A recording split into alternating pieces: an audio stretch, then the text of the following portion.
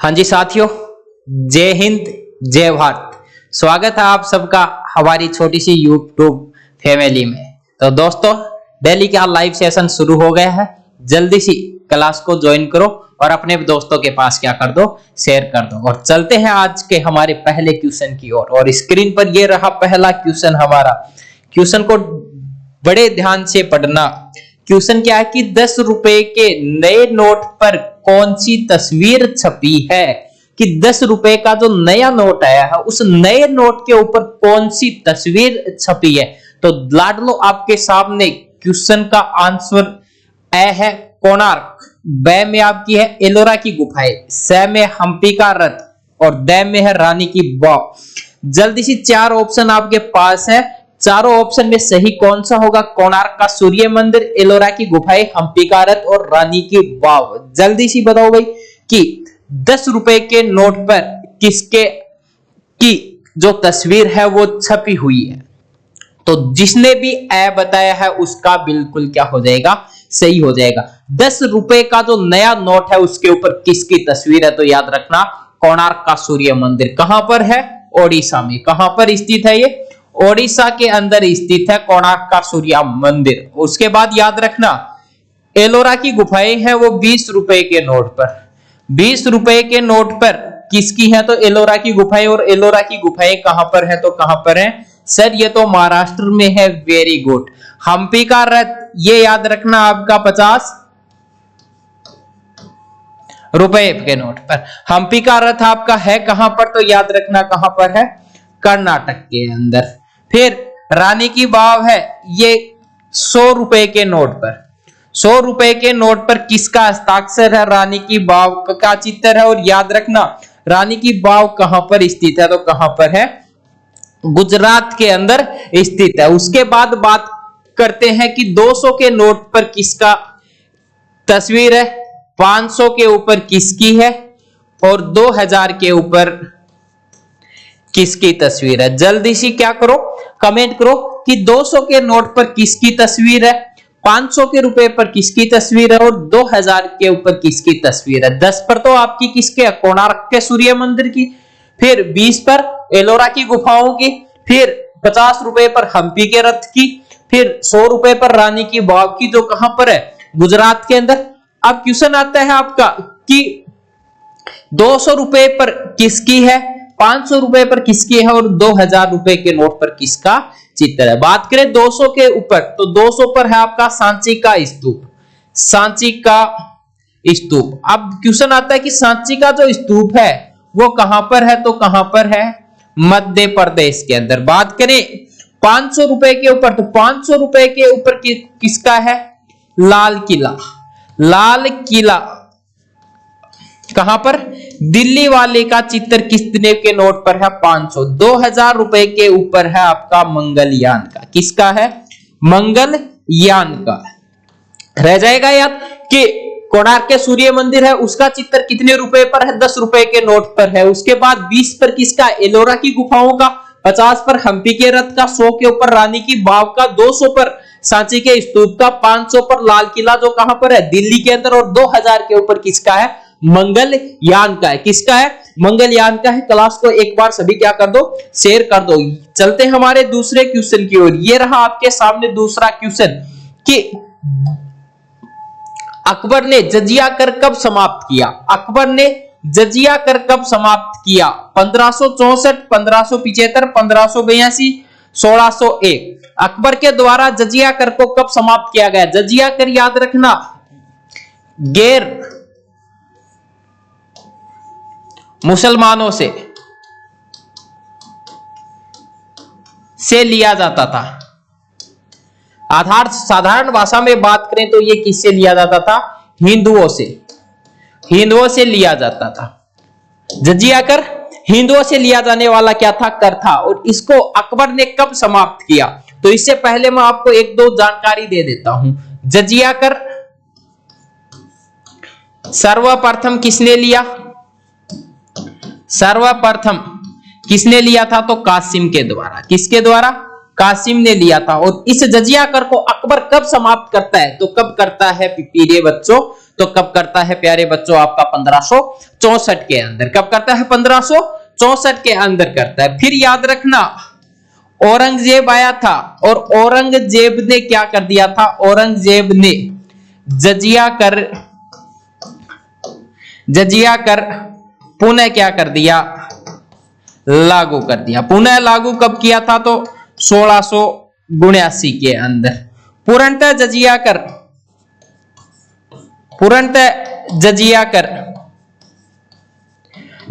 कर समाप्त किया। तो पूर्णतः जजिया कर को समाप्त किया किसने किया था? मोहम्मद शाह रंगीला ने। किसने किया था? मोहम्मद शाह रंगीला के द्वारा। कब किया गया था? तो याद रखना 1720 के अंदर। किसके कहने पर किया था? तो जय सिंह के कहने पर किया था। किसके कहने पर करेगा? जय सिंह के कहने पर क्या करेगा? जजिया कर को पूर्णतः समाप्त कर देगा। क्वेश्चन आ जाए, जजिया कर सबसे पहले किसने लिया था? कासिम ने लिया था। कहां से? सिंध क्षेत्र से लिया था। कहां से? सिंध क्षेत्र से। फिर इसको बंद कौन करेगा? 1564 में अकबर के द्वारा। फिर याद रखना औरंगजेब क्या करेगा? 1679 के अंदर इसको क्या कर देगा? पुनः लागू कर देगा। पूर्णतः जजिया कर समाप्त किसने किया? तो वो किसने किया था? मोहम्मद शाह रंगीला के द्वारा। कब किया जाएगा? 1720। किसके अनुरोध पर? तो जयपुर का महाराजा था जय सिंह, उसके कहने पर क्या करेगा? ये पूर्णतः बंद करेगा। बात करें 1575 में, तो 1575 में अकबर क्या करता है? इबादत खाने की क्या करता है? स्थापना। इबादत खाने की स्थापना कब करता है? तो इबादत खाने की स्थापना अकबर के द्वारा कब की जाती है? याद रखना 1575। 82 के अंदर अकबर के द्वारा दीन ए इलाही धर्म की क्या की गई? स्थापना की गई। 1601 के अंदर असीरगढ़ गुजरात अभियान।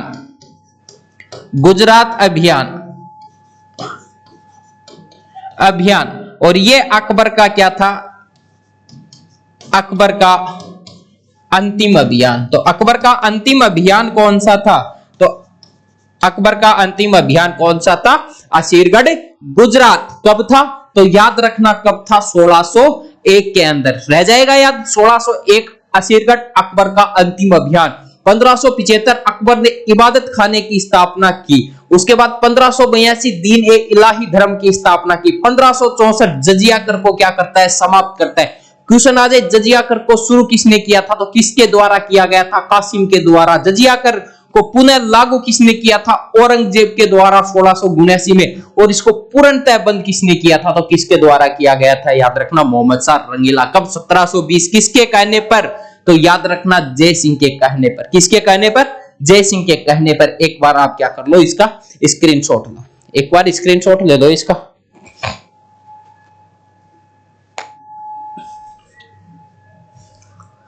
पत्नी को खुश करने के 3 तरीके बताऊं क्या? थारी लुगाइन क्या खुश कर सको? 3 तरीका बताऊं? देखो क्या ध्यान सुनो, जाने घर ही बैठी है मारी चट्टू की। पढ़ लो। संतोष ट्रॉफी 2023 का खिताब किस टीम ने जीता? संतोष ट्रॉफी किसकी बात कर रहा है? संतोष ट्रॉफी कर रहा है। तो संतोष ट्रॉफी का संबंध किससे है?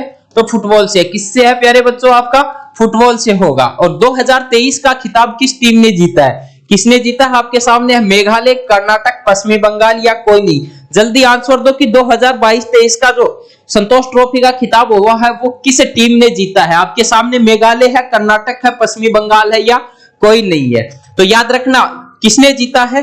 कर्नाटक ने जीता है। किसने जीता है? कर्नाटक ने जीता है। और उप विजेता आपकी कौन रही है?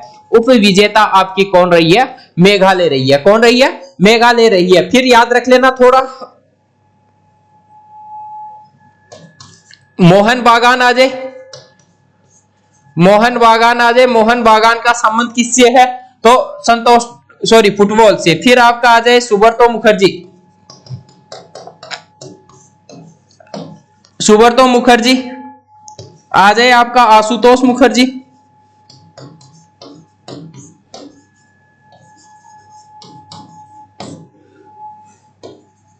डूरंड कप, रोवर्स कप आ जाए। आपका मर्डेका कप, इन सब ट्रॉफियों का संबंध किससे है? तो आपका किससे होगा? फुटबॉल से होगा। किससे होगा? फुटबॉल से होगा। क्वेश्चन आता है आपका, संतोष ट्रॉफी का संबंध किससे है? सर फुटबॉल से है। 2022-23 किसने जीती है? सर कर्नाटका ने। उप विजेता कौन? आपका मेघालय। मोहन बागान का संबंध सर ये भारत का ही नहीं, एशिया का पहला फुटबॉल क्लब था। सुब्रतो मुखर्जी फुटबॉल से संबंधित है। आशुतोष मुखर्जी सर फुटबॉल से संबंधित। डूरंड कप सर फुटबॉल से संबंधित। रोवर्स कप का संबंध सर फुटबॉल से। मर्डेका कप का संबंध किससे है? तो मर्डेका कप का संबंध आपका किससे है? याद रखना किससे है? फुटबॉल से। चले अगले क्वेश्चन की ओर। आओ, यह रहा नेक्स्ट क्वेश्चन आपकी स्क्रीन पर। छोटा हो जा भाई। हाँ, ये आओ, ये रहा क्वेश्चन आपके सामने।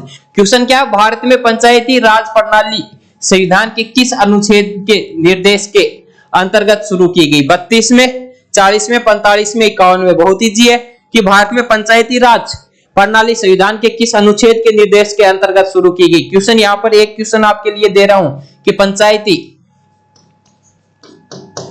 पंचायती राज की शुरुआत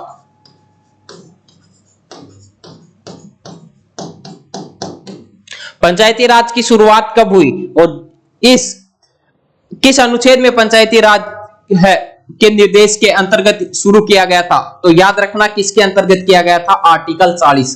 किसमें? आर्टिकल 40 के अनुसार पंचायती राज प्रणाली संविधान के निर्देश के अंतर्गत क्या की गई थी? शुरू की गई थी। रह जाएगा याद। पंचायती राज की शुरुआत कब होती है? तो 2 अक्टूबर 1959। कहां से होती है? राजस्थान से। कहां से होती है? राजस्थान। राजस्थान में भी कहां पर?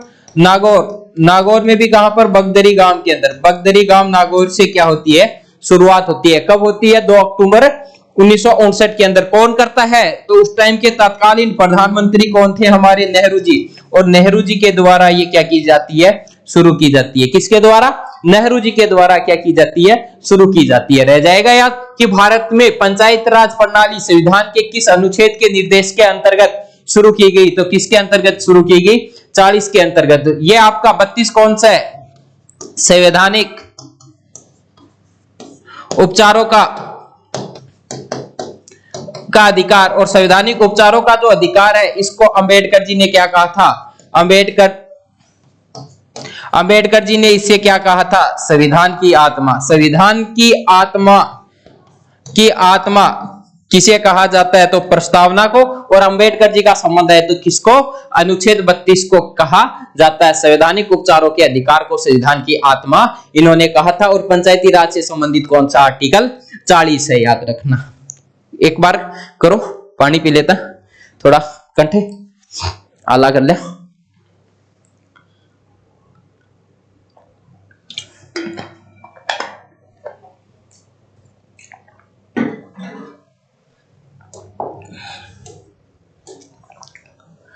भारत में त्रिस्तरीय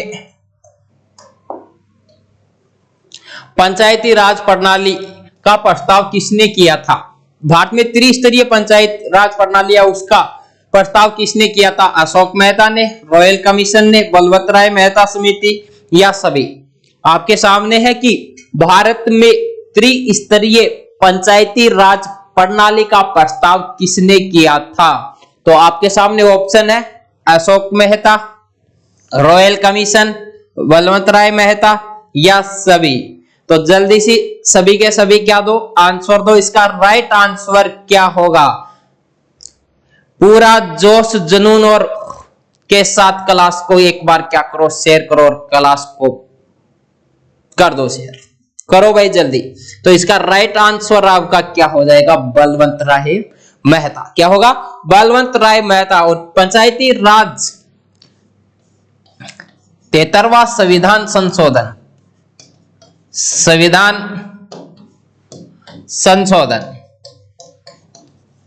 आ जाए। पंचायती राज से संबंधित अनुसूची। तो अनुसूची आपकी कौन सी है? पंचायती राज से संबंधित 11वीं। त्रिस्तरीय कौन सी है? तो ग्राम पंचायत। फिर आपकी कौन सी होगी? पंचायत समिति। फिर आपकी कौन सी होगी? जिला परिषद। कौन सी होगी? जिला परिषद। ये आपकी क्या है, त्रिस्तरीय पंचायत प्रणाली। कौन सी? नंबर 1 पर ग्राम पंचायत, ग्राम पंचायत के बाद पंचायत समिति और पंचायत समिति के बाद आपकी जिला परिषद। ये आपकी त्रिस्तरीय पंचायती राज प्रणाली है। याद रखना किस समिति के सिफारिशों पर जोड़ी गई थी? बलवंत राय मेहता समिति के। कौन से संविधान संशोधन?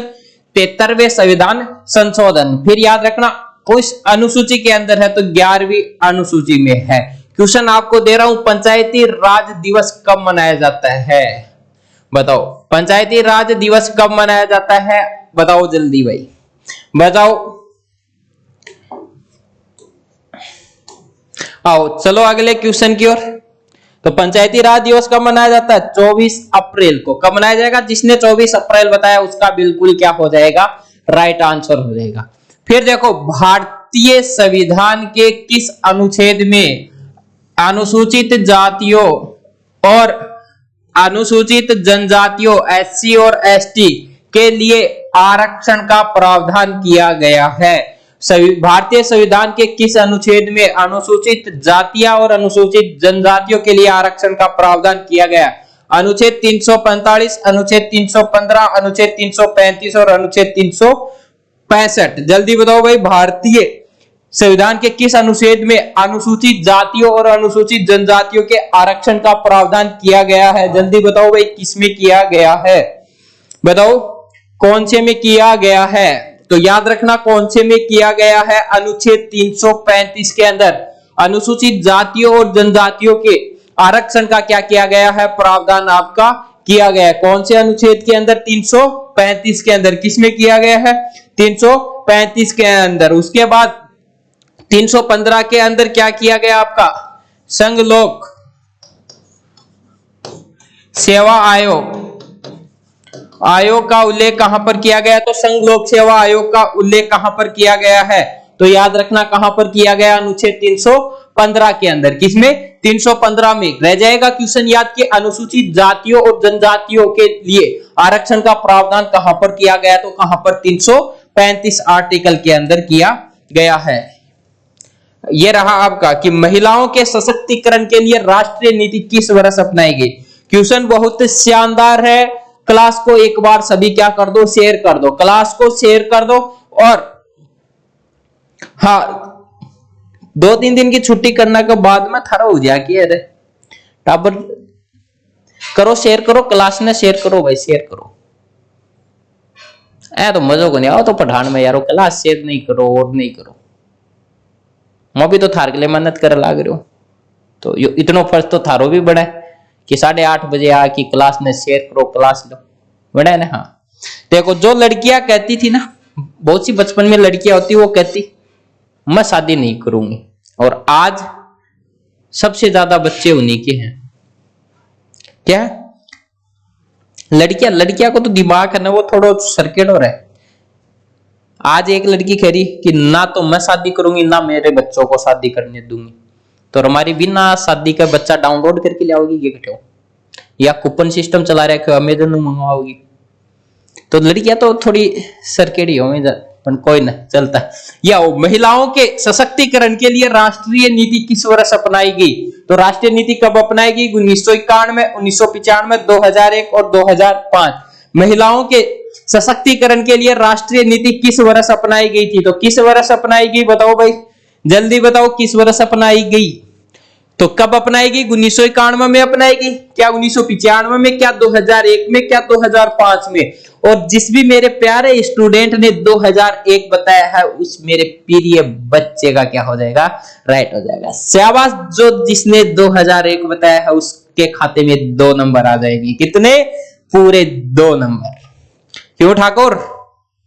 ठाकुर ये हाथ मुझे दे दो। क्या करेगा? तेरे को नहीं हाथ, बाद में भी दे दो। आओ देखो, ये रहा क्वेश्चन कि भारत में सूचना का अधिकार अधिनियम कब पारित हुआ? भारत में सूचना का अधिकार अधिनियम कब पारित हुआ? आपके सामने है, सूचना का अधिकार अधिनियम कब पारित हुआ? क्वेश्चन आराम से पढ़ना और ऑप्शन बहुत ध्यान से देखना। 15 अगस्त 2005, 15 मार्च 2005, 15 जुलाई 2005 और 15 जून 2005। देखो 2005 सब में क्या रहा है, कॉमन आ रहा है। कभी ये डेट ना आए और डायरेक्ट सन आए तो ये आपका सही हो जाएगा। ये बात तो यहां से क्लियर होती है। अब हम बात करें कि किस तिथि को ये पारित हुआ था, तो जिस भी प्यारे बच्चे ने 15 जून बताया है 2015, उस मेरे लाडले का क्या हो जाएगा, बिल्कुल सही हो जाएगा, बिल्कुल सही हो जाएगा। और सभी एक साथ क्लास को क्या कर दो, शेयर कर दो। तो 15 जून 2005 को आपको क्या हुआ था, सूचना का अधिकार अधिनियम है वो आपका क्या हुआ था, पारित हुआ था। रह जाएगा याद, सूचना का अधिनियम कब पारित हुआ, 15 जून 2005 को। साथ साथ में बोलो 15 जून 2005। 15 जून 2005 क्या हुआ था, सूचना का अधिकार अधिनियम पारित हुआ था। रह जाएगा याद, बिल्कुल। चलो आगे फिर आओ, लोकतंत्र की सफलता निर्भर करती है, लोकतंत्र की सफलता है वो किस पर निर्भर करती है, आलोचना पर, एकत्र होने पर, निजी स्वतंत्रता पर और संपत्ति के अधिकार पर।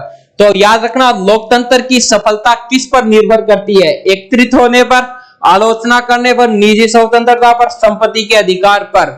यह क्वेश्चन थोड़ा सा दिमाग लगा लो, आपका राइट हो जाएगा। तो लोकतंत्र की सफलता है वो याद रखना आलोचना के अधिकार पर निर्भर करती है।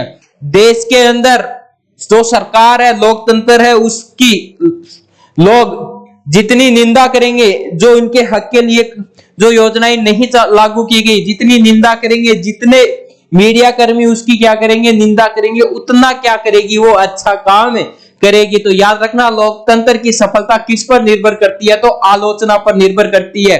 आपके साथ भी नहीं होता ना, आपको तो बहुत लोग बोलते होंगे कि तू ये नहीं कर सकता। कभी आपको कोई बोले तू ये नहीं कर सकता, तो उसकी आंखों में आंखें डालकर बोलना तुम कौन हो, तुम हो कौन मेरे को ये बोलने वाले कि तुम नहीं कर सकता।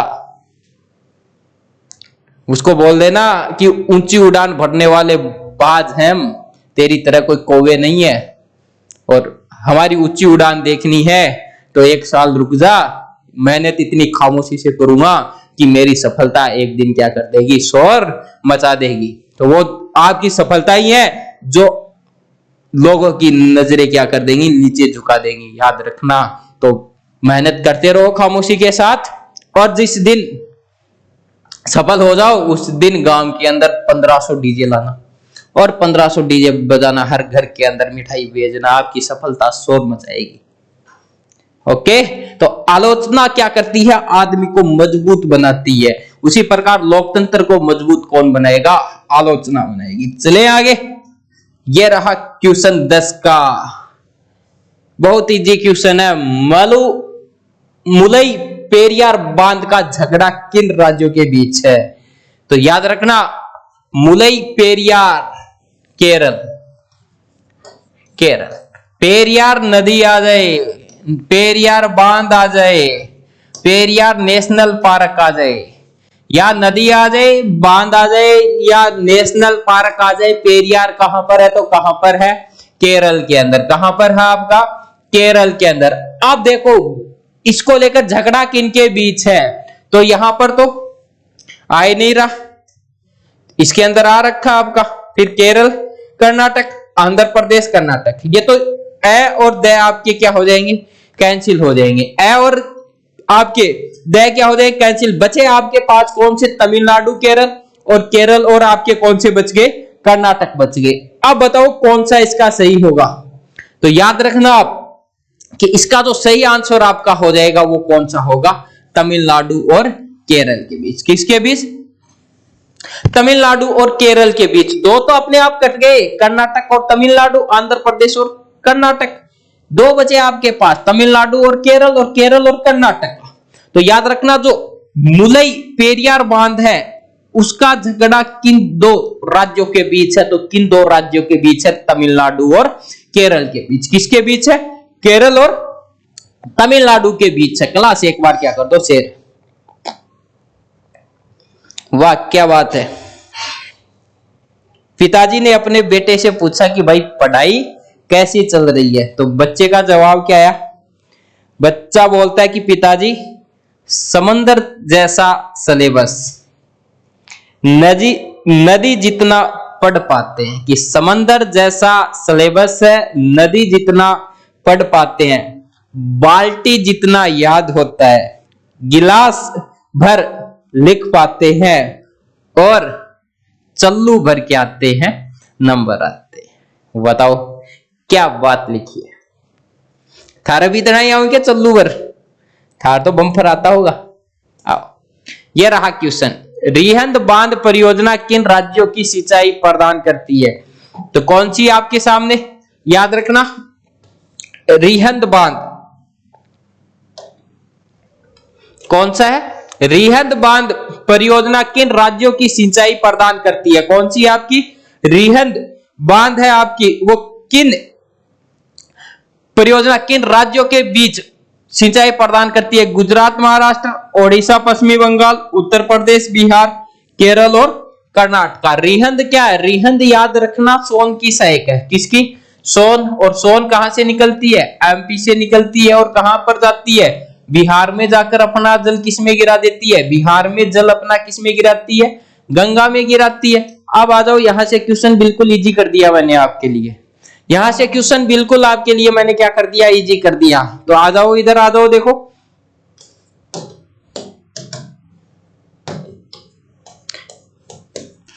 उत्तर प्रदेश और बिहार किसकी होगी?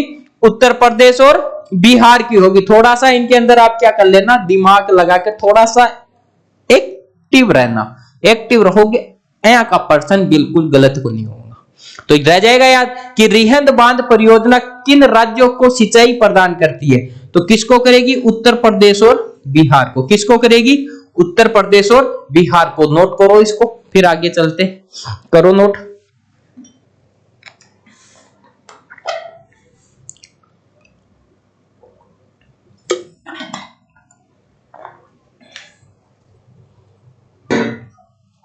कर लिया?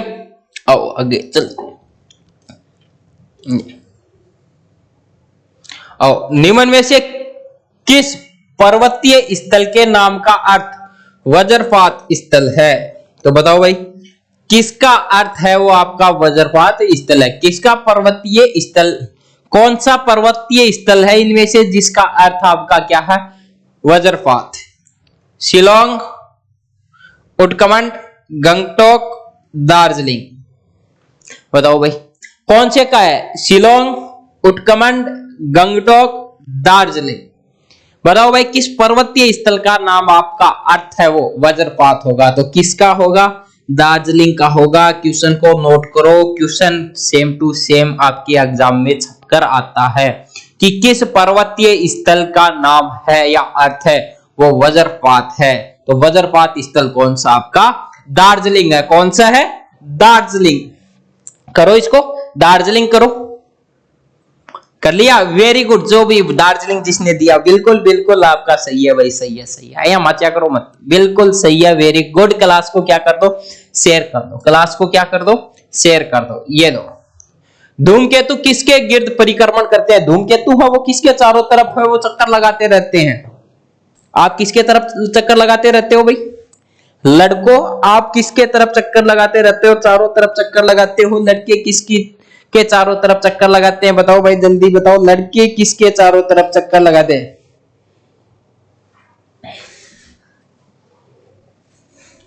बहुत से आदमियों को तो शादी के बाद पता चलता है कि क्यों फिल्म के अंदर हीरो हीरोइन मिलने के बाद फिल्म बंद हो जाती है, फिल्म समाप्त हो जाती है।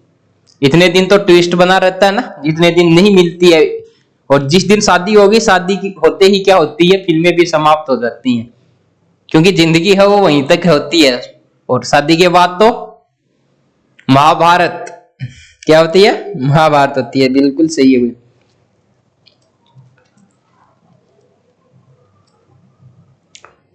आओ, धूमकेतु किसके गिर्द परिक्रमण करते हैं? पृथ्वी के, शुक्र के, सूर्य के, बृहस्पति के। तो बिल्कुल हो जाएंगे किसके? सूर्य के चारों तरफ क्या करते हैं? परिक्रमण करते हैं। किसके चारों तरफ परिक्रमण करेंगे? तो किसके चारों तरफ करेंगे? याद रखना। तो ये किसके चारों तरफ करते हैं? सूर्य के चारों तरफ करते हैं। धूमकेतु होते हैं ये, याद रखना, तीन प्रकार से है। कोमा, पूंछ और नाभि। और याद रखना धूमकेतु क्या होते हैं, तो याद रखना कुछ धूल के कण या आपके बर्फ के कण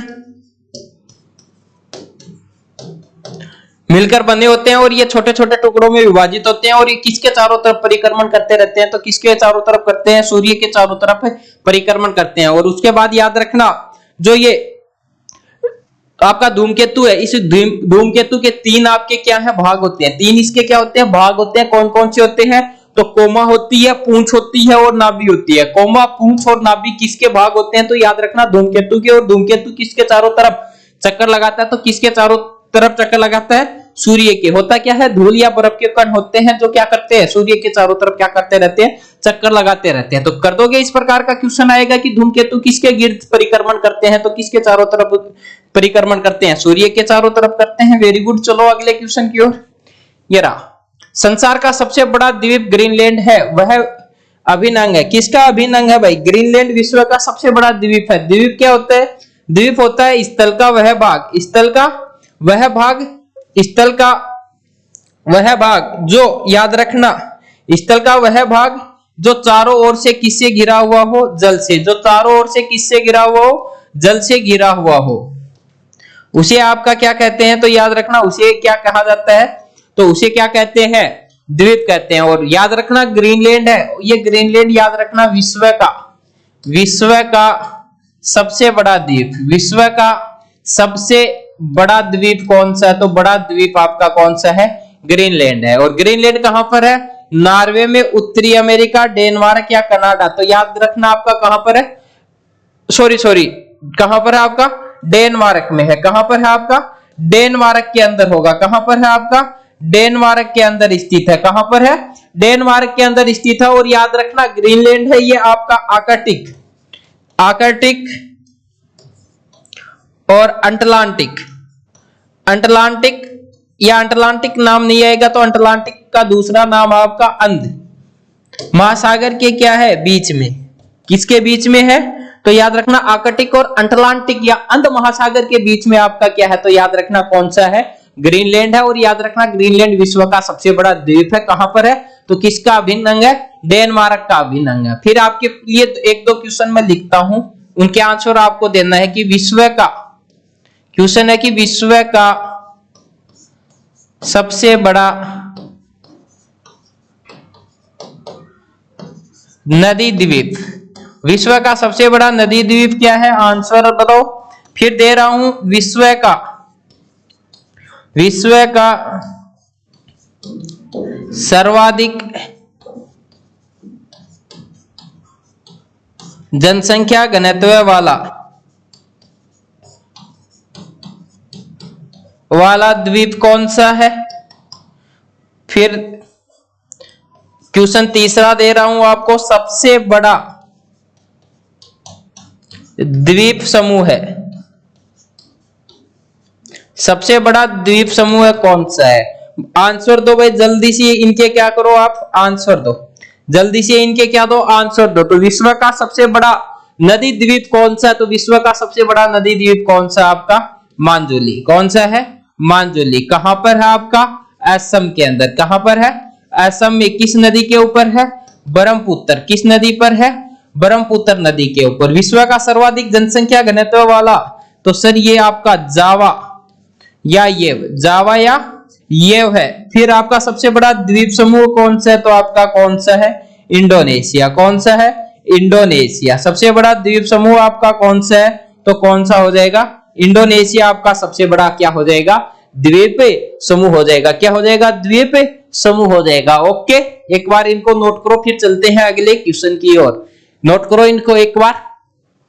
रह जाएगा विश्व का सबसे बड़ा द्वीप कौन सा है, तो विश्व का सबसे बड़ा द्वीप आपका कौन सा है, तो याद रखना कौन सा है, ग्रीनलैंड है। कौन सा है आपका, ग्रीनलैंड है। द्वीप होता क्या है, तो स्थल का वह भाग जिसके चारों तरफ आपका क्या होता है, जल होता है। जिसके चारों तरफ क्या होगा, जल होगा, उसको द्वीप कहेंगे। विश्व का सबसे बड़ा कौन सा है, ग्रीनलैंड है। कहां पर है, तो याद रखना डेनमार्क के अंदर है।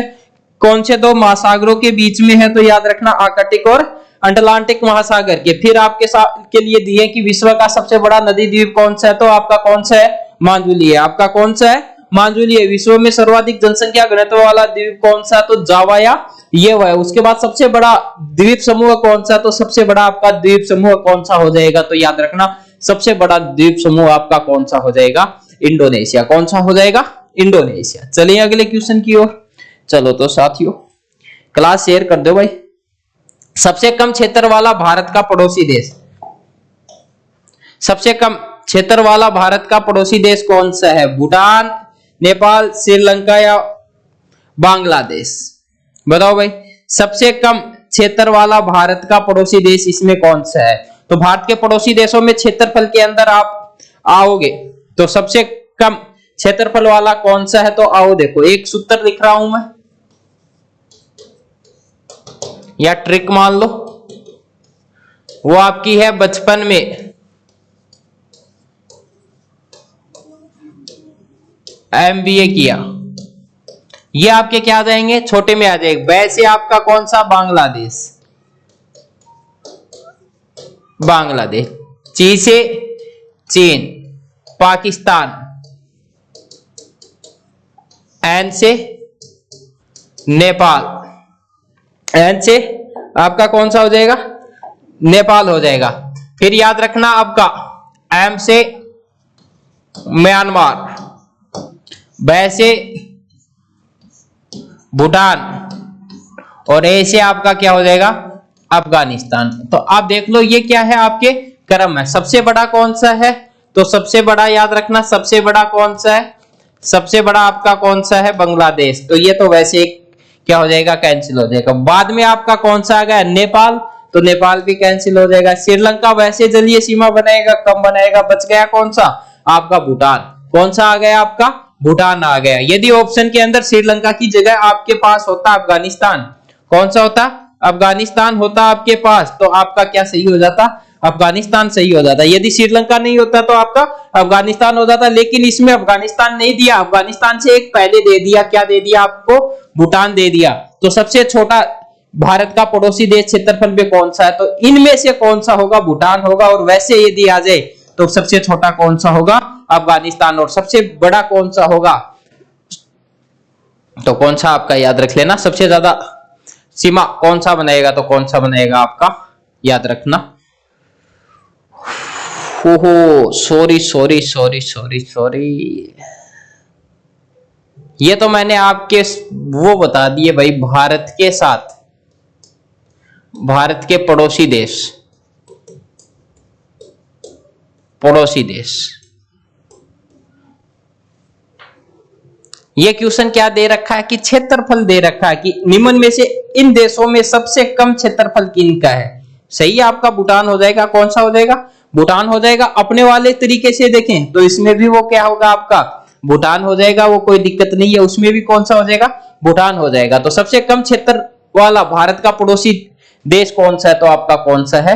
वो भी भूटान हो जाएगा। यदि इस प्रकार से आ जाए कि सबसे कम सीमा निम्न में से कौन सा बनाता है, तो भी कौन सा बनाएगा? भूटान बनाएगा। वैसे आ जाए तो अफगानिस्तान, सबसे ज्यादा कौन? बांग्लादेश। कोई दिक्कत नहीं है। चलो वो भी दोनों क्वेश्चन क्लियर हो गए। दोनों क्या हो गए? क्लियर हो गए। यहां से कोई समस्या वाली बात नहीं है। फिर प्रसिद्ध क्रूगर नेशनल पार्क कहां पर स्थित है? प्रसिद्ध क्रूगर नेशनल पार्क आपका कहां पर स्थित है? सऊदी अरब, दक्षिण अफ्रीका, सूडान, तंजानिया? बताओ भाई, क्रूगर नेशनल पार्क आपका कहां पर स्थित है? नेशनल पार्क जहां पर आपको क्या मिलेंगे? पशु पक्षी, पशु पक्षी मिलेंगे आपके। क्या मिलेंगे? पशु पक्षी मिलेंगे। आजकल एक यूट्यूब पर फेमस हो रखा है आपका कौन सा? सारस पक्षी। सारस पक्षी, सारस पक्षी है ये। सारस बहुत ज्यादा क्या हो रखा है? फेमस हो रखा है आपका। देखना यूट्यूब के अंदर। इसमें क्या है कि सारस पक्षी है वो यूपी के अंदर है। और यूपी के क्या हुआ कि ये वैसे तो क्या रहते हैं? जोड़े के अंदर रहते हैं सारस पक्षी। और जोड़े में रहने के कारण एक दूसरे से बताते हैं जब ये बिछड़ जाते हैं तो मर जाते हैं। लेकिन हुआ क्या? घायल अवस्था में किसी व्यक्ति को ये खेत में मिला और मिलने के बाद उसने क्या किया? इसका इलाज किया। इसकी एक टांग वो टांग जख्मी हो गई, उसका इलाज किया। लगभग 2-3 महीने इलाज करने के बाद ये सही हुआ। और आज ये सारस पक्षी है उस आदमी से इतना ज्यादा लगाव करता है कि वो आदमी यदि मार्केट जाता है घर से बाहर तो उसके पीछे बाइक के ऊपर ये क्या करता है, दौड़ता हुआ जाता है। यदि वो उसको दिखाई नहीं देता है तो चारों तरफ घूम घूम कर आता है। जब वो खाना खाता है तो इसके साथ क्या करता है, ये खाना खाता। आज दर्शन करने के लिए लोग दूर दूर से आ रहे हैं। यदि बता रहे हैं कि इसका जो मालिक है उस मालिक के पास कोई लड़की आकर खड़ी हो जाए तो इसको बहुत बुरा लगता है, उसको मारने के लिए भागता है। यह आपका सारस पक्षी है। उसके बाद आपका ये जो सारस है, बताते हैं कि इसके लिए उसने अलग से व्यवस्था कर रखी है, अलग से रूम वगैरह बना रखा, वहीं पर ये पक्षी आपका क्या रहता है। यह इससे अखिलेश यादव जी मिलकर आगे अब बता रहे हैं कि 12 मार्च को इस सारस पक्षी से हमारे यूपी के मुख्यमंत्री योगी आदित्यनाथ मिलने के लिए जाएंगे। बहुत से लोग जाते हैं, इसके साथ सेल्फी लेते हैं, घूमते हैं, फिरते हैं और बताते हैं कि ये जब खाना खाता है वो इसका जो इलाज किया था वो बंदा, उसके साथ ही ये क्या करता है, खाना खाता है। सुबह जब वो मॉर्निंग के लिए घूमने के लिए जाता है तो ये सारस पक्षी है, ये इसके साथ साथ क्या करता है, घूमता है। तो ये होता है लगाव पक्षियों का और इंसानों का। तो ये वैसे तो क्या है, नेशनल पार्क वगैरह यहाँ पर होते हैं, लेकिन वो एक क्या हो गया, पालतू बन गया है। वो अब किसके पास रहता है, इन्हीं के घर पर रहता है यूपी के अंदर। यूट्यूब पर सर्च करके देखना आप, सारस पक्षी। ओके, तो ये जो आपका कुरुगल नेशनल पार्क है ये आपका कहां पर स्थित है, तो याद रखना आपका कहां पर स्थित है, दक्षिण अफ्रीका के अंदर। कहां पर स्थित है, दक्षिण अफ्रीका के अंदर आपका स्थित है। और याद रखना ये कुरुगल नेशनल पार्क है, ये विश्व का सबसे बड़ा नेशनल पार्क है। विश्व का सबसे बड़ा नेशनल पार्क भी आपका कौन सा है, तो कौन सा आपका कुरुगल नेशनल पार्क। चलें आगे, आओ देखो, निम्न में से किसका मिलान सही नहीं है। निम्न में से किसका मिलान आपका क्या नहीं है, सही नहीं है। कौन से का मिलान सही नहीं है, एक तरफ देश दे रखा है और एक तरफ आपको क्या दे रखी है, राजधानी। एक तरफ देश और एक तरफ क्या दे रखा है, आपको राजधानी दे रखी है। और याद रखना कौन से का मिलान सही नहीं है, इंडोनेशिया जकार्ता बिल्कुल सही है। इंडोनेशिया की राजधानी कौन सी होगी, जकार्ता होगी। मालदीव की क्या होगी, माले होगी, बिल्कुल सही है। उत्तरी कोरिया की सियोल नहीं होगी। जिम्बाब्वे की हरारे बिल्कुल सही है। उत्तरी कोरिया की क्या होगी, प्योंग यांग, क्या होगी आपकी, प्योंग यांग होगी। और जो आपकी सियोल है वो आपकी किसकी होगी, दक्षिणी कोरिया की। किसकी होगी, दक्षिणी कोरिया की। तो इधर लिख लो आप इसको, इंडोनेशिया की आपकी कौन सी हो जाएगी, इंडोनेशिया नोट कर लो भाई। इंडोनेशिया की आपकी कौन सी हो जाएगी, जकार्ता। फिर आपकी कौन सी है, इंडोनेशिया की आपकी कौन सी हो जाएगी, याद रखना,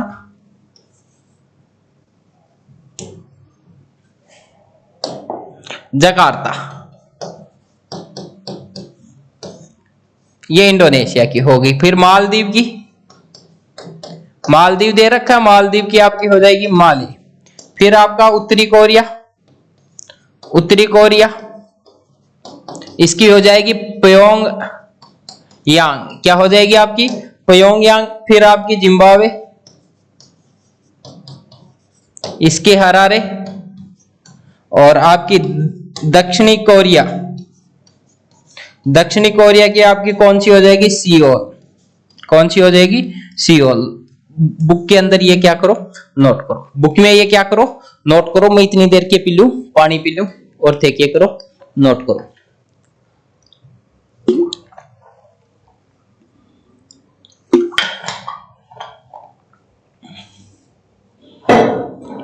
करो भाई, नोट करो, नोट करो, जल्दी करो, नोट करो।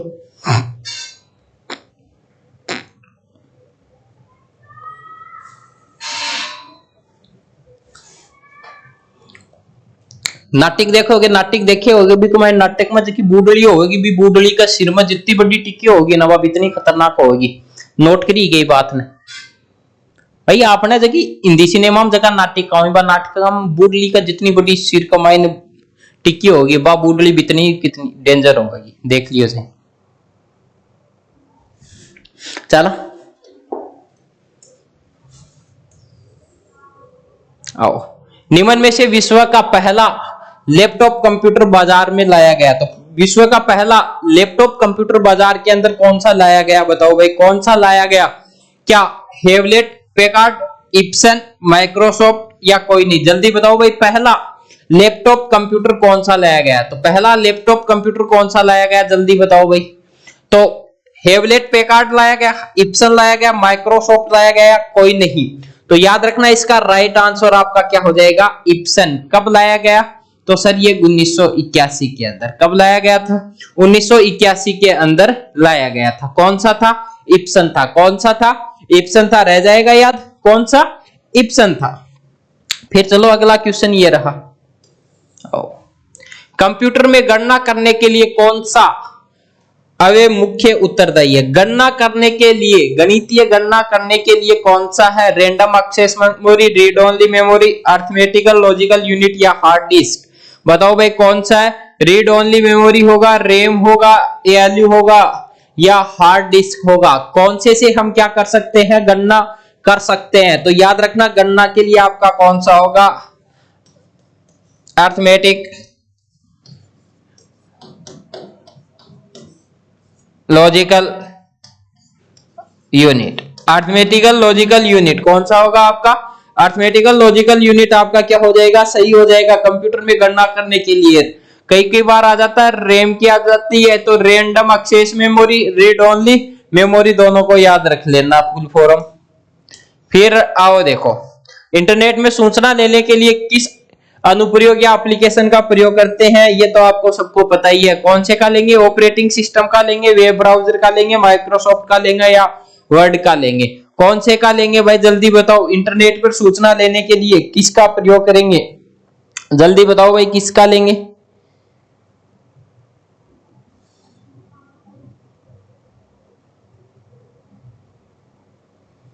वाह भाई क्या अच्छी बात लिखी है कि ऊपर वाला जीत गया, कि ऊपर वाला जीत गया और मेरी माँ की दुआ हार गई।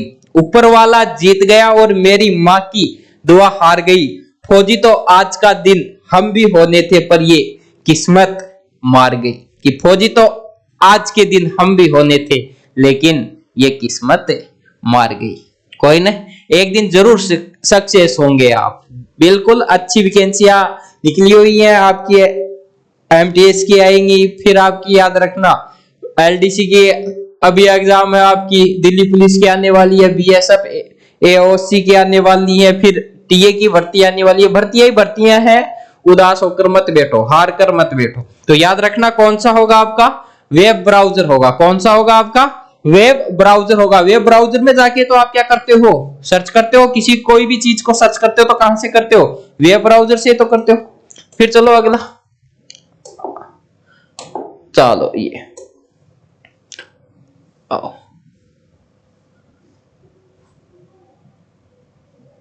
आओ, एक आदमी है वो क्या करता है? देखो, एक आदमी की ओर संकेत करते हुए, एक आदमी की ओर संकेत करते हुए रोहिणी ने कहा कि इसकी पत्नी मेरे ससुर महेश की एकमात्र पुत्र वधू है। आदमी महेश से किस प्रकार संबंधित है?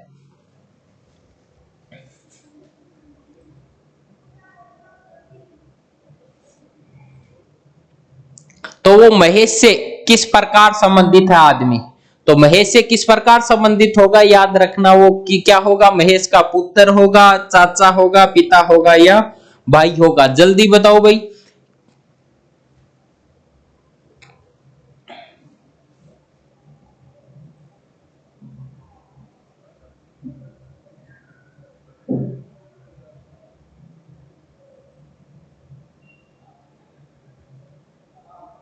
तो याद रखना क्या होगा? वो आदमी उसका पुत्र होगा। जिसने भी पुत्र बताया है उसका बिल्कुल ये क्या हो जाएगा? सही हो जाएगा। क्या रहेगा? पुत्र रहेगा। फिर आओ अगला क्वेश्चन, ये रहा आपका, ये रहा आपकी स्क्रीन के ऊपर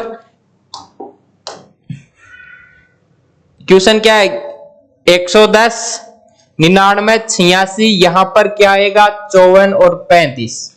आओ देखो अंतर, देखो इनके बीच में 11, इनके बीच में 13, इन दोनों के बीच में कितना भाई, इन दोनों के बीच में अंतर कितना है? आओ जल्दी लाओ भाई, देखो भाई दोनों के बीच में अंतर देखो, विषम अंतर आ रहा है, विषम अंतर आ रहा है। इस बार कितना आएगा? 15 आएगा, और 86 से 15 करो, आपका कितना आ जाएगा? 71। विषम अंतर आ रहा है भाई, 11, 13, 15, फिर आगे क्या आ जाएंगी? 17, फिर आगे 21, 19। ये विषम अंतर इनसे क्या हो रहा है? कम होते जा रहा है। हो जाएगा। आओ, दिए गए विकल्पों में असंगत को चुने। असंगत कौन सा होगा इनके अंदर? बताओ भाई, असंगत कौन सा होगा? असंगत, बातचीत करना, पैदल चलना, निंद्रा लेना, दौड़ना।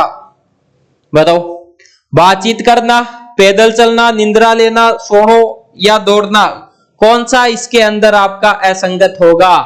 तो याद रखना कौन सा होगा? निंद्रा लेना। जिसने भी सही बताया उसका बिल्कुल सही हो जाएगा, बिल्कुल सही मेरे प्यारे बच्चों, क्योंकि जो आपके ये तीन है, इन तीनों के अंदर क्या हो रही है? आपकी शारीरिक गतिविधियां हो रही है, हलचल हो रही है। नींद लेने में आपकी किसी प्रकार की कोई क्या नहीं हो रही? गतिविधि शारीरिक नहीं हो रही। मस्टंडार सुत्या और रामू चुपचाप एकदम बेरोगो ने घोड़ा बेच के सो। कहीं तो यहाँ कहूँ चाहे ऊपर की ट्रेन निकाल दो, क्यों कर दो। अरबी के बाद में बात कराना कि यार आज तो तुम नींद बहुत जोर के बोले ना रे यार, क्या की नींद आई, मैं जाग तो सुते हो भैया, और लो बाद में भी बता देना खगो यार, कई दिनों आज ही मिची डंकी सी आंख, और तो नींद आवे को।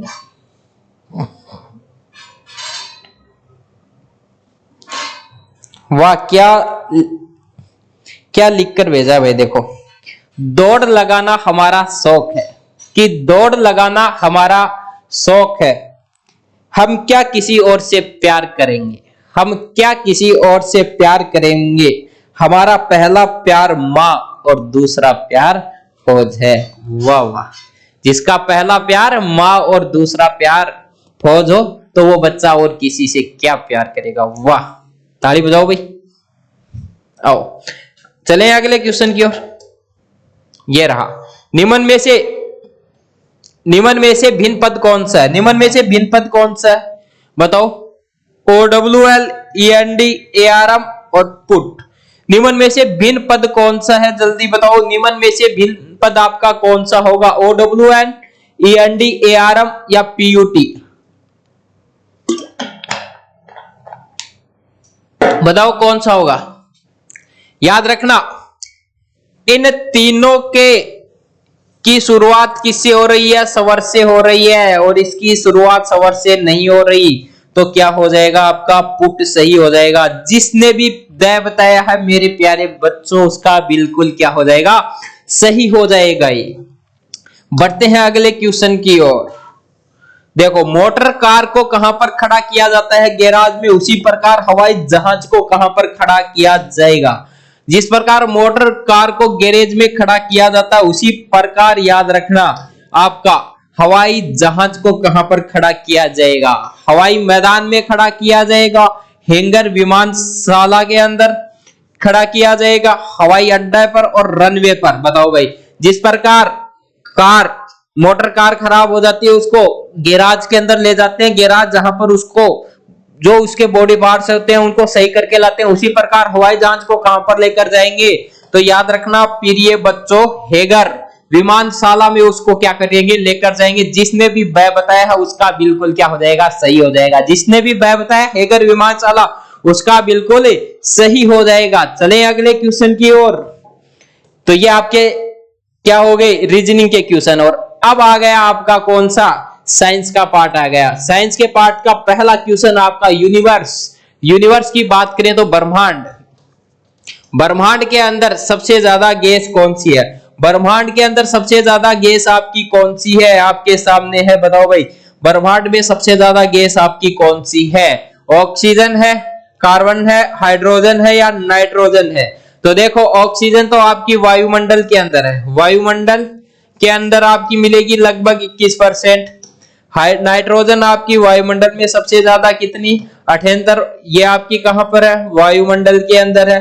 हाइड्रोजन याद रखना 71% आपकी कहां पर पाई जाएगी, यूनिवर्स के अंदर। यूनिवर्स के अंदर सबसे ज्यादा गैस कौन सी पाई जाएगी, तो कौन सी पाई जाएगी, हाइड्रोजन। और हाइड्रोजन के साथ यहां पर दूसरी कौन सी पाई जाती है, हीलियम। कौन सी पाई जाती है प्रिय बच्चों, हीलियम पाई जाएगी। कितनी पाई जाएगी, तो आपकी 26.5%। कितनी, 26.5% आपकी प्रिय बच्चों क्या पाई जाएगी, हीलियम। तो याद रखना यूनिवर्स आ जाए, ब्रह्मांड आ जाए या सौरमंडल आ जाए, इसके नाम अलग आ जाएंगे। सौरमंडल आ जाए तो भी घबराने वाली बात नहीं है। सबसे ज्यादा कौन सी होगी, तो कौन सी होगी, हाइड्रोजन होगी। चले आगे। ये रहा सबसे गर्म ग्रह कौन सा है, यार बहुत इजी क्वेश्चन है। सबसे गर्म ग्रह कौन सा है, बुध, मरकरी, मरकरी है, वीनस है, मार्स है या सैटर्न है, बताओ भाई। सबसे गर्म ग्रह कौन सा है, तो याद रखना बुध तो सूर्य के सबसे निकट, सूर्य के सबसे निकट, सबसे निकट ग्रह कौन सा है, बुध है। याद रखना बुध सौरमंडल का सबसे छोटा ग्रह, छोटा ग्रह सबसे कौन सा है, तो कौन सा है, बुध है। बुध के कोई क्या नहीं है, उपग्रह नहीं है, कोई इसके क्या नहीं है, उपग्रह नहीं है। शुक्र याद रखना इसका बिल्कुल सही हो जाएगा, शुक्र ग्रह है वो सौरमंडल का सबसे गर्म, सबसे गर्म की जगह आ जाए सबसे चमकीला, सबसे चमकीला आ जाए। या सौरमंडल के किस ग्रह को सांझ व भोर का, सांझ व भोर का क्या कहते हैं, तारा कहते हैं। या क्वेश्चन आ जाए कि पृथ्वी की बहन कौन है, तो पृथ्वी की बहन, पृथ्वी की बहन कौन है, तो इन सब का आंसर आपका क्या होगा, शुक्र होगा, वीनस। कौन सा होगा, शुक्र होगा, वीनस होगा। मंगल, मंगल को याद रखना लाल ग्रह क्या कहते हैं, लाल ग्रह कहते हैं। शनि सैटर्न है, याद रखना इसको सौंदर्य का देवता, सौंदर्य का देवता किसे कहते हैं, तो सौंदर्य का देवता किसे कहते हैं, शनि को। याद रखना शनि सबसे हल्का ग्रह, सबसे हल्का ग्रह कौन सा, तो सबसे हल्का ग्रह आपका कौन सा है, शनि है। नोट करो इनको भाई, एक बार नोट करो इनको, जल्दी क्या करो, नोट करो इनको, नोट करो भाई कि सौरमंडल का सबसे गर्म आ जाए, चमकीला आ जाए, सांझ व भोर का तारा आ जाए या पृथ्वी की बहन आ जाए, किसे कहते हैं, वीनस या शुक्र को कहते हैं। फिर याद रखना बुध या मरकरी सबसे छोटा ग्रह, सूर्य के सबसे निकट ग्रह, कोई उपग्रह नहीं है। वैसे शुक्र के भी याद रखना कोई उपग्रह नहीं है, शुक्र के पास भी कोई उपग्रह नहीं है। और शुक्र है यहाँ पर सूर्य किस ओर होगा, तो शुक्र पर सूर्य आपका किस ओर उदय होता है, तो याद रखना कहां पर होता है, पश्चिम दिशा में होता है, क्योंकि ये क्या करता है, पूर्व से पश्चिम परिक्रमण करता है। मंगल, मार्स याद रखना लाल ग्रह कहते हैं, शनि सैटर्न सौंदर्य का देवता या सबसे हल्का आपका क्या है, ये ग्रह होगा। कर लिया होगा नोट। चलें अगले क्वेश्चन की ओर। फिर जीवन की मूलभूत इकाई क्या है भाई, क्वेश्चन है आपकी कि जीवन की मूलभूत आपकी इकाई कौन सी होगी, बताओ जल्दी से। आपकी जीवन की मूलभूत इकाई आपकी क्या होगी, कोशिका होगी, अंग होगा, उत्तक होगा या नाभिक होगा। जीवन की मूलभूत इकाई आपकी क्या होती है, कोशिका होगा, अंग होगा, उत्तक होगा या आपकी नाभिक होगा। तो जीवन की आपकी मूलभूत इकाई कौन सी होगी, जल्दी बताओ भाई, कौन सी होगी आपकी मूलभूत इकाई। तो इसकी जीवन की मूलभूत इकाई आपकी क्या मानी जाती है, कोशिका मानी जाएगी। कौन सी मानी जाएगी, कोशिका। कोशिका को जीवन की क्या माना जाता है, मूलभूत आपकी क्या माना जाएगा, इकाई माना जाएगा। यह रहा आपका ब्लू व्हेल क्या है, तो ब्लू व्हेल क्या है, तो याद बताओ भाई कि ब्लू व्हेल मछली है वो किसके अंदर आती है, ब्लू व्हेल है वो किस में आती है, मछली वर्ग में आएगी या सरीसृप में आएगी, स्तनधारी में आएगी या उभयचर के अंदर आएगी, बताओ भाई। तो क्या है, याद रखना ब्लू व्हेल है, स्तनधारी है, क्या है, स्तनधारी है। और याद रखना ब्लू व्हेल और सील मछली, सील मछली इनके आपको झुंड कहां पर देखने को मिलेंगे, झुंड इनके देखने को मिलेंगे आपको अंटार्कटिका पर। कहां पर, अंटार्कटिका। अंटार्कटिका पर पाए जाने वाले ये दो प्रमुख स्तनधारी क्या है आपके जीव, कौन सी, सील मछली और आपकी कौन सी, व्हेल मछली आपकी, रह जाएगा याद। फिर चले वही ब्लू व्हेल आपकी सबसे बड़ा जीव, सबसे विशालकाय, सांस किससे लेती है, ये आओ देखो। कोशिकाओं की मरम्मत कौन करता है, कोशिकाओं की मरम्मत कौन करेगा, बताओ भाई। कोशिकाओं की मरम्मत कौन करता है, विटामिन करेगा, प्रोटीन करेगा, वसा करेगा या कार्बोहाइड्रेट करेगा, बताओ भाई जल्दी बताओ कि कोशिकाओं की मरम्मत कौन करता है। कोशिकाओं की मरम्मत कौन करता है, विटामिन करता है, प्रोटीन, वसा या कार्बोहाइड्रेट। तो याद रखना कोशिकाओं की मरम्मत कौन करेगा? तो कौन करेगा? प्रोटीन करेगा। कोशिकाओं की मरम्मत कौन करेगा? प्रोटीन करेगा, याद रखना। फिर चलें अगले क्वेश्चन की ओर। ये रहा, शराब पीने से खराब होता है। शराब पीने से क्या खराब होता है? कुछ खराब नहीं होगा। शराब पीने से कुछ खराब नहीं होगा, दिमाग सही हो जाएगा, ठंडा ठंडा कूल कूल। गर्मी आने वाली है वैसे भी।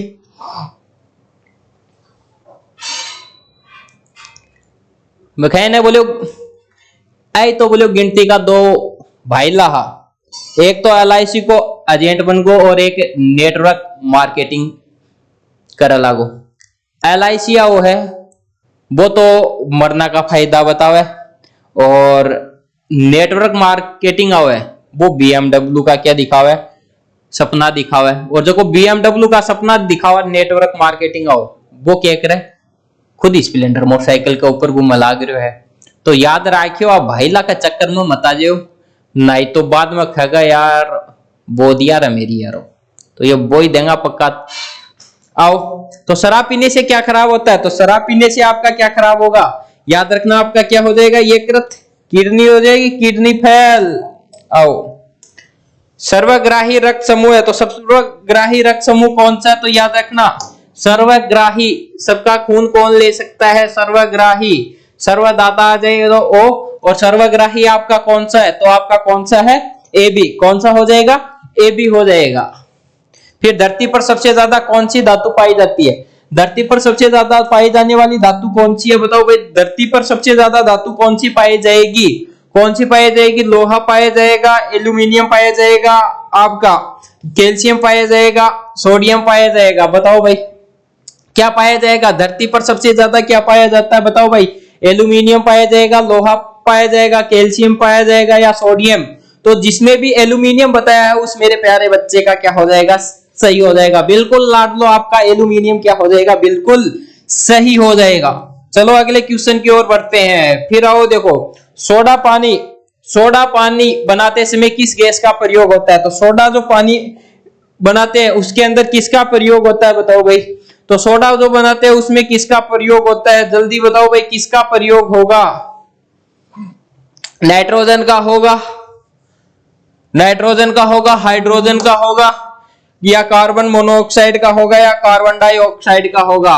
जो सोडा बनाएंगे, सोडा, उस सोडे के अंदर बनाते समय किस गैस का प्रयोग होता है? खोला जना जागलामी गैस निकले तो वो किसका प्रयोग होता है? तो याद रखना किसका होता है? कार्बन डाइऑक्साइड का। किसका होता है?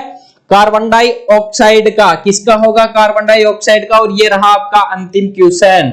देखो, कौन सा जानवर चारों तरफ गर्दन घुमा सकता है? पापा की परी।